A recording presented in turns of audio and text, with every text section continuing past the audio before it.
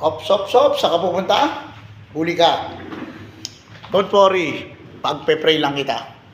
Isang maulang araw ngayon at mag-ingat po ang lahat.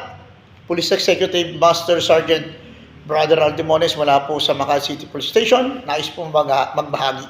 At napakapalad po natin sa araw na ito sapagkat nahuli tayo ni Kristo. Sa araw ngayon, ang uniform po ng kapulisan ay SARNA o Search and Rescue sapagkat maulan po ngayon at pinag-iingat po tayo sapagkat may mga lugar po na matataas na ang tubig. Pero huwag natin sayangin yung opportunity na makapagbahagi ng mabuting balita. Sa araw na to, iaalay natin dito sa Gospel for Today. It's about the story ng isang mayamang lalaki. Pero dudugtungan natin ito. Ipapaliwanag natin dito yung 4 na uri ng nagbibigay. Asan ka dito? Sabi po dito kapatid, sa Mateo 19:15 hanggang 16 hanggang 22. Sabi dito kapatid, pakarinig dito, nalungkot na umalis ang binata sapagkat siya'y napakayaman. Yung gospel po ngayon, yung istorya ng isang mayamang lalaki na nagtanong sa kanyang guro na si Jesus, Lord, paano mo makarating sa kaharian ng langit? Sabi ni Jesus, ibigin mo ang iyong imat ina, huwag ka makikipig. Sabi niya, ginawa ko na lahat yun. O, isa lang gagawin mo. Ibenta mo ang lahat ng ari-arian mo at sumunod ka sa akin. Okay. Eto ngayon, ibibigay natin yung 4 na uri ng tao na nagbibigay. The first people or yung person o yung paghamon sa atin is tinatawag natin na ito pala yung 4 na rules. The first rule is what you call the 100% rules. Ano itong 100% rules? Ito nga yun. Sabi ni Jesus, ibenta mo ang lahat-lahat ng arian mo. Lahat-lahat lahat-lahat at sumunod ka sa akin. Sabi dito kapatid, nalungkot ang lalaki sapagkat napakayaman niya na. Sa gospel kapatid, nawa, it is not too late for dun sa lalaki. Dahil umalis lang naman siya. Hindi naman sinabi na hindi na siya bumalik. May pag-asa pa. Baka ikaw to, na mayaman, ang hamon sa'yo, pinabibigay ka ng Panginoon, ibigay mo yung 100%. Pero kung hindi kaya, baka pwede tayong tumawad. Lord, tawad kami. Hindi kaya ng 100%. Anong tawad natin? Dito tayo sa second rule, the 50% rule. Kanino namang principle to? Ito naman yung principle ni Sakeo. Ano yung kay Sakeo? Sabi ni Sakeo, ibabalik ko yung kalahati ng aking ipamimigay ko yung kalahati ng aking yaman at ibabalik ko pa yung aking mga naloko. Bibigyan ko pa sila ng doble. Kalahati daw ng yaman niya ang ipamimigay niya. Tanong, kaya mo bang magbigay ng kalahati ng yaman mo? Abay, teka lang Lord. Kung meron akong 100,000, 50,000 ang ibibigay ko. Teka lang Lord, parang di kaya. Kung meron akong biyaya na 30,000 na Angel or major bonus, 15,000 bibigay ko. Lord, sorry Lord, hindi kaya. Baka pwede pang tumawad. Ano tong pangatlong rules? Ito yung tinatawag natin na 10% rules. Ano tong 10% rules? Ito yung tinatawag natin na ikapo. Sa 10% rules, magandang practicein to. At ginagawa ito ng mga ibang kapatid natin. Kasi, naniniwala sila doon sa Malakay 4:30 na ibigay mo sa akin ang ika-10 bahagi ng iyong kinita, kundi ba naman bubuksan ko ang durungawan ng iyong pagpapala?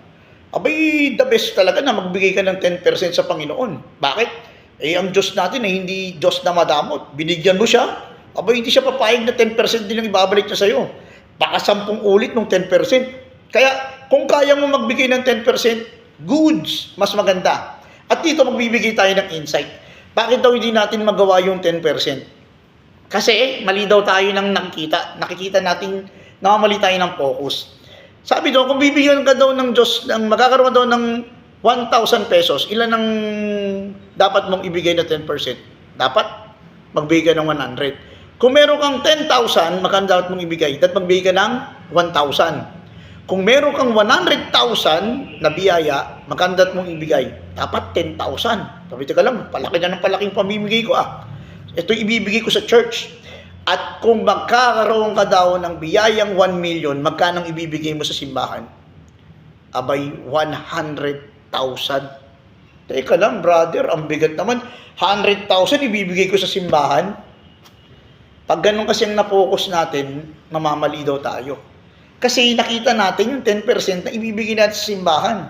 Ang nakalimutan natin tignan, yung 900 or yung 90% na may iwan sa iyo, which is 900,000 na biyaya sa iyo ng Diyos.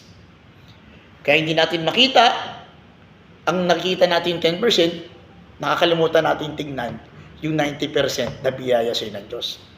Okay, kung di pa rin kaya ng 10%, atras tayo. Sabi dito sa Korinto 9:7, hanapin natin para isa to sa mga paborito natin verses eh. 1 Corinthians 9:7. At ang sabi rito, unang Korinto 9, 2 Corinthians 9:8. Ang sabi dito, ang bawat isa'y dapat magbigay ayon sa sariling pasya, maluwag sa loob at di napipilitan lamang, sapagkat ang ibig ng Diyos ay kusang pagkakaloob. Magagawa ng Diyos na ikay pasaganahin higit pa sa iyong inaakala upang ikay may magamit sa kawang gawa. This time, kapatid, wala ng 100%, wala ng 50%, wala ng 10%. Ang gusto na lang ng Diyos, yung bukal sa loob na nagbibigay. Hinahamon tayo ng gospel, hinahamon tayo ng Diyos na patuloy na magbigay. At kung di ba naman pagpalain ka ng Panginoon sa mga susunod mo pang araw. Let's pray. In the name of the Father, Son, the Holy Spirit. Amen. Lord, thank you sapagkat patuloy kang nagbibigay ng pagpapala. Patuloy kang nagpo-provide. Pasensya na, Lord. Kung madalas kaming magduda, madalas kaming naging sakim, madalas na kaming di nagbibigay sapagkat mas nakikita namin yung kakulangan kaysa sa dami mong biyaya at pagpapala. Panginoon, sabi mo, pagpapalain mo pa kami upang maging pagpapala po kami sa aming kapwa. Ikaw na pong bahala, Lord. Ano man po yung prayer ng aking kapatid na ito, pagpalain mo po siya. Gabayan mo po siya, bantayan mo po siya, at patuloy mo po siyang proteksyonan. Sampu ng kanyang pamilya. Ito pong samat dalangin namin sa matamis na pangalan ni Jesus, aming Panginoon. Amen and amen. The Father and the Holy Spirit. Amen. Bago po tayo magtapos, sa shoutout lang po natin yung idol natin, yung ninong po ng aking panganay na babae na si Risa Luz.